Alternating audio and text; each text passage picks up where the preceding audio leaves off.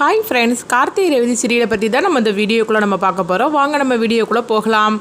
கார்த்தி பார்த்தோம்னா எப்படியாவது இந்த ரெண்டு பிரச்சனையும் நம்ம முடிச்சே ஆகணும். அதுக்கு இருக்கிற முக்கியமான விஷயம் அந்த வீடியோ ஆதாரம் தான். அந்த வீடியோ ஆதாரத்தை நம்ம கண்டுபிடிச்சிட்டோம்னா, அத்தைக்கிட்ட நம்ம காட்டிட்டோம்னா இந்த எல்லா பிரச்சனைக்கும் ஒரு முடிவு கிடச்சிடும் அப்படின்னு சொல்லிட்டு கார்த்தி சொல்லவும், அப்போ மயில் வாகனத்தை தான் அவங்க ஃபோன் பண்ணி கூப்பிடவும், உடனே மயில் வாகனமும் வராங்க. சொல்லு சகல, என்னப்பா நான் பண்ணணும் அப்படின்னு சொல்லி கேட்டுட்டு இருக்கும்போதே, இல்லை அந்த மொபைலில் இருக்கிற வீடியோ ஆதாரம் நம்மளுக்கு கண்டிப்பாக ஒரு முக்கியமான சாட்சியாக இருக்குது. இப்போ அதை மட்டும் நம்ம கண்டுபிடிச்சோம்னா இது எல்லா பிரச்சனைக்கும் ஒரு முடிவு கட்டிடலாம் அப்படிங்கும்போது, நீ சொல்கிறது சரிதான்ப்பா, ஆனால் அந்த ஃபோன் எங்கே இருக்குன்னு இப்போ தெரியல அப்படின்னு சொல்லிட்டு இருக்கும்போதே அந்த ஃபோனை தான் நம்ம கண்டுபிடிக்கணும் அப்படின்னு சொல்லிட்டு இருக்கிறாங்க. இங்கே பார்த்தோம்னா சந்திரகலாவை தான் காட்டுறாங்க. சந்திரகலா சாம்பி சிரிக்கிட்டு சொல்கிறாங்க, அக்கா நம்மளுக்கு இருக்கிற எல்லா பிரச்சனையும் முடிஞ்சு போச்சுது. அந்த கார்த்தியை நம்ம திசை திருப்பி விட்டாச்சுது. அதனால அந்த கோயில் கும்பாபிஷேகத்தை 90 நாளைக்குள்ளே எப்படி நடத்திடுன்னு சொல்லிக்கிட்டு அவன் அந்த வழியில் இறங்கியிருப்பான். ஆக மொத்தத்தில் கண்டிப்பாக நம்ம பிரச்சனைக்கு நம்மளும் வரமாட்டாங்க அப்படின்னு சொல்லும் போது, நீ சொல்கிறதுலாம் சரிதான், ஆனால் இந்த ரெண்டு குடும்பம் ஒன்று சேர்த்தா தானே அந்த கோயில் கும்பாபிஷேகம் நடக்கும். அப்படி இருக்கும்போது இந்த கார்த்தி இந்த ரெண்டு குடும்பத்தையும் ஒன்று சேர்க்கறதுக்காக அவன் என்னனாலும் பண்ணுவான். அப்படிங்கும்போது அவன் என்னனாலும் பண்ணுவான், ஆனால் அதுக்கு நீ முடிவெடுத்தா தானே, நீ சரின்னு சொன்னாதானாக்கா அந்த ரெண்டு குடும்பம் ஒன்று சேரும். அது மட்டும் இல்லாமல் நம்ம அம்மாவோட நிலைமைக்கு அவன் குடும்பம் தானே காரணம். அப்படி இருக்கும்போது நம்ம எப்படி நம்ம அவன் கூட ஒன்று சேருவோம் அப்படிங்கும்போது, ஆமாம் சந்திரா நீ சொல்கிறது கரெக்டு தான், ஆனால் அதுக்காக உங்கள் மாமாவை நம்ம சும்மா நினச்சிட முடியாது. இவர் எப்படியாவது அந்த கோயில் கும்பாபிஷேகத்தை நடத்தணும்னு சொல்லிக்கிட்டு திரும்பவும் அவங்க குடும்பத்தோட ஒன்று சேர்றதுக்காக போவார் அப்படின்னு சொல்லவும், ஏற்கனவே இப்போ அவருடைய நடவடிக்கை எதுவுமே சரியில்லாமல் போச்சுது.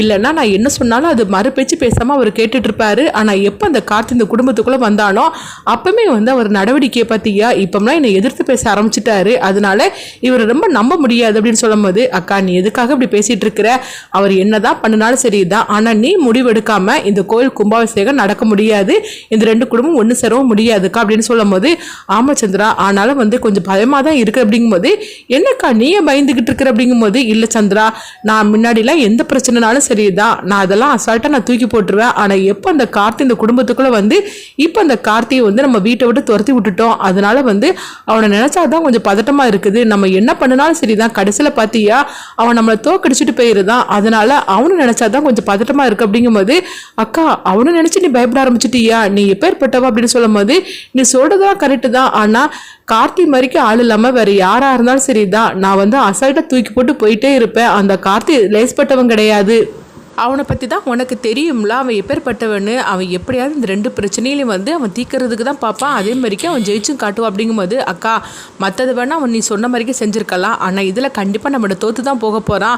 அவன் நினச்ச மாதிரிக்கு இந்த ரெண்டுமே நடக்காது பாரு, கோயில் கும்பாபிஷேகமும் நடக்காது, அதே மாதிரிக்கு ரேவதி மருதோட கல்யாணத்தை நிறுத்தணும்னு சொல்லி நினைப்பான், அதுவும் நடக்காமல் தான் போக போகுது. ஆக மொத்தத்தில் இந்த ரெண்டுலேயும் நம்ம தான் ஜெயிச்சு காட்ட போகிறோம், நீ எதுக்காக கவலைப்படுற, நான் இருக்கும்போது அப்படின்னு சொல்லும் போது, சரிதான் சந்திரா உண்மையில நான் உன்னை தான் நம்பி இருக்கிறேன் அப்படிங்கும்போது, அக்கா என்கிட்ட நீ விட்டுட்டு இல்லை, நீ கவலைப்படாதக்கா அப்படின்னு சொல்லிட்டு இருக்கவும், அடுத்தது அங்கே பார்த்தோம்னா மயில் வாகனத்தை தான் காட்டுறாங்க. அப்போ ரோஹிணி மயில் வாகனத்தில் கேட்டுட்டு இருக்கிறாங்க, என்னங்க அடுத்தடுத்து அந்த குடும்பத்துக்குள்ளே ஏதாவது பிரச்சனை வந்துக்கிட்டே இருக்குது. இப்போ கோயில் கும்பாபிஷேகத்தை வேற 90 நாளைக்குள்ளே நடத்தி காட்டணும்னு தாத்தா சொல்லியிருக்கிறாரு. இப்போ அது என்ன தான் பண்ண போகிறாரோ தெரியல. கார்த்தி நினச்சா ரொம்பவே கஷ்டமாக தான் இருக்குது. அவரும் எவ்வளோ தான் பிரச்சனை தாங்கிப்பார் அப்படிங்கும்போது, ஆமாம் ரோஹிணி நீ சொல்கிறதெல்லாம் கரெக்டு தான், இந்த ரெண்டு பிரச்சனையும் முடியணும்னா அதுக்கு ஒரே விஷயமா இருக்கிறது அந்த மொபைல் தான். அந்த மொபைலில் இருக்கிற ஆதாரம் தான் அப்படிங்கும்போது, அந்த மொபைல் தான் இப்போ எங்கே இருக்குன்னே தெரியல இல்லைங்க அப்படின்னு சொல்லிட்டு இருக்கும்போது, ஆமாம் அந்த மொபைல் மட்டும் கிடச்சிருச்சுன்னா எல்லா பிரச்சனைக்குமே ஒரு முடிவு கிடச்சிரும். ஏன்னா உங்கள் அம்மாவோட, அதாவது அவங்க அம்மாவோட நிலைமைக்கு உங்கள் பாட்டியோட நிலைமைக்கு காரணமே யாருங்கிற உண்மை அந்த மொபைலில் தான் மறைஞ்சிருக்குது. ஆனால் அந்த மொபைல் தான் எங்கே போச்சோ தெரியல அப்படின்னு சொல்லிட்டு இருக்கும்போது, ஆமாங்க நீங்கள் சொல்கிறதுலாம் கரெக்டு தான், அது எப்படியாவது கிடைக்கணும் அப்படின்னு சொல்லிட்டு அவங்களும் நினச்சிட்டு இருக்கவும், அடுத்தது பார்த்தோம்னா ரோஹிணியோட மொபைல் அது ரிப்பேர் ஆகிருது. உடனே ரோஹிணி நினைக்கிறாங்க, ஐயோ இந்த மொபைல் ரிப்பேர் ஆகி போச்சு அப்படின்னு சொல்லிட்டு இருக்கும்போது, அதுதான் நம்மளுக்குன்னு ஒரு மொபைல் வாங்கி கொடுத்தாருல, அதை நம்ம எடுக்கலாமே, அதை வாங்கி எவ்வளோ நாள் ஆச்சுது, நம்ம அதை எடுக்காமல் யூஸ் பண்ணாமல் இருந்துட்டோம் அப்படின்னு சொல்லிட்டு பீரோவில் இருந்து அந்த மொபைலை அவங்க எடுக்கிறாங்க. எடுத்துமே பார்க்குறாங்க, அது சுவிட்ச் ஆஃப் ஆகி கிடக்குது, மொபைல் சுவிட்ச் ஆஃப் ஆகிலாம் இருக்குது சொல்லிட்டு உடனே அவங்க மொபைலை அவங்க சார்ஜ் போடவும், சார்ஜ் போட்டதுமே அது ஆன் ஆகிருது. ஆன் ஆனதுமே இங்கே பார்த்தோம்னா அந்த மொபைலில் இருக்கிற சிக்னல் அது தெரிய ஆரம்பிச்சிருது. அப்போ ஏற்கனவே கார்த்தி அதிகாரிகிட்ட சொல்லியிருக்கிறாங்க, இந்த நம்பரை கொடுத்து இந்த மொபைல் இப்போ சுவிட்ச் ஆஃப் ஆகி இருக்குது, இந்த மொபைல் வந்து எப்போ ஆனாலும் சரி தான் அந்த சிக்னல் வச்சு நீ தயவு செய்து நீங்கள் கண்டுபிடிச்சி கொடுக்கணும், அதில் தான் முக்கியமான ஒரு ஆதாரம் இருக்குன்னு அப்படின்னு ஏற்கனவே அவங்க ஃப்ரெண்டு சரவணன் அதிகாரிகிட்ட வந்து அவங்க சொல்லியிருக்கனால அடுத்தது பார்த்தோம்னா சரவணனும் வந்து அந்த வேலையில் அவங்க ஈடுபட்டிருக்கிறாங்க. அப்போ வந்து அவங்க பார்க்குறாங்க, பார்த்ததுமே அந்த நம்பரில் இருக்கிற மொபைல் வந்து ஆன் ஆகிடுச்சுது. இதை பார்த்ததுமே உடனே சரவணன் வந்து அதிர்ச்சி அடைகிறாங்க. என்னது இத்தனை நாள் இந்த மொபைல் வந்து சுவிட்ச் ஆஃப் ஆகி இருந்தது, இப்போ வந்து ஆன் ஆகி போச்சுது, எங்கே இந்த சிக்னல் காட்டுது அப்படின்னு சொல்லிட்டு அவங்க பார்க்கவும் அப்போ சாமுண்டீஸ்வரியோட வீட்டை தான் வந்து சிக்னல் அங்கே இருக்கிறது மாதிரி தான் காட்டுது. உடனே பார்த்தோம்னா சரவணன் வந்து அவங்க கார்த்திக்கு ஃபோன் பண்ணுறாங்க. உடனே கார்த்தியும் சொல்லுங்க சரவணன் அப்படிங்கும்போது, இங்கே பாருங்க கார்த்தி, நீங்கள் எங்கிட்ட ஒரு மொபைல் நம்பரை கொடுத்து இந்த மொபைல் நம்பர் வந்து சுவிட்ச் ஆஃப் ஆகி இருக்குது, எப்போ ஆன் பண்ணாலும் சிக்னல் காட்டும் அப்படின்னு சொன்னீங்களா, இப்போ அது சிக்னல் காட்டுது அப்படிங்கிறாங்க. ஏன்னா இந்த மொபைல் இப்போ ஆன் ஆகி இருக்குது அப்படிங்கவும் இதை கேட்டதுமே கார்த்திக்குள்ள ரொம்பவே ஒரு சந்தோஷம் ஆரம்பிச்சிருச்சுது. ஏன்னா அந்த மொபைல் தான் எல்லா பிரச்சனையும் முடிக்கக்கூடிய ஆதாரமே. அதனால கார்த்தி ரொம்பவே சந்தோஷப்படுறாங்க. அந்த மொபைல் எங்கே இருக்குது அப்படிங்கும்போது உடனே வந்து அவங்களும் அந்த அட்ரஸை சொல்கிறாங்க. இது கேட்டதுமே கார்த்திக்கில் இன்னும் பதற ஆரம்பிச்சிருந்தாங்க. என்ன சரவணன் சொல்லிட்டு இருக்கிறீங்க, இந்த அட்ரஸ் வந்து எங்கள் அத்தை இருக்கிற வீடு தானே அப்படின்னு சொல்லிட்டு இருக்கவும், என்ன கார்த்தி சொல்லிட்டு இருக்கிறீங்க, அந்த வீட்டுக்குள்ளே தான் இந்த நம்பர் இருக்கிற சிக்னல் காட்டுது, அப்போ ஆக மொத்தத்தில் அந்த ஃபோன் வந்து அந்த வீட்டுக்குள்ளே தான் இருக்குது அப்படின்னு சொன்னதுமே இதை கேட்டதுமே கார்த்தி ரொம்பவே சந்தோஷப்பட ஆரம்பிச்சிருந்தாங்க.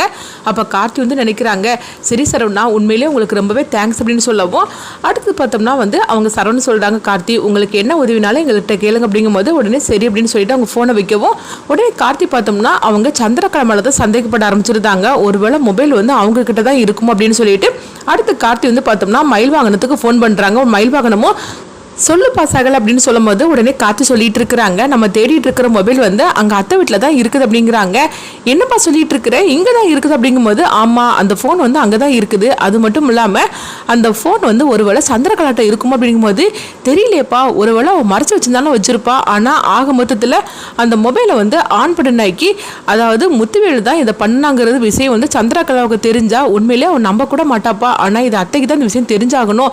இப்போ என்ன பண்ணுறதுக்கு, மொபைல் எங்கே இருக்குன்னு தெரியல, இந்த இடத்து அதாவது இந்த வீட்டுக்குள்ளே எங்கே இருக்குன்னு தெரியல அப்படின்னு சொல்லிட்டு இருக்கவும் அடுத்ததாக பார்த்தோம்னா வந்து அவங்க அந்த மொபைலை தேடக்கூடிய வேலையில் கார்த்தியும் மயில் வாகனமும் இறங்குறாங்க. ஆனால் ரோஹிணி கிட்ட தான் அந்த மொபைல் இருக்கிறத வந்து அவங்க கண்டுபிடிப்பாங்களா, அடுத்தது என்ன நடக்க போகுது, அந்த மொபைல் வந்து அவங்க கார்த்திகையில் கிடைச்சிருச்சுன்னா அதுக்கு அடுத்தது எல்லா உண்மையும் முடிவுக்கு கிடைச்சிரும். அதாவது எல்லா உண்மையும் வந்து அவங்க சாமுண்டீஸ்வரி கிட்ட எடுத்து சொல்லிடுவாங்க. உங்கள் அம்மாவோட நிலைமைக்கு தாத்தாவும் பாட்டியும் காரணம் கிடையாது, அந்த முத்துவேலு தான் அப்படின்னு.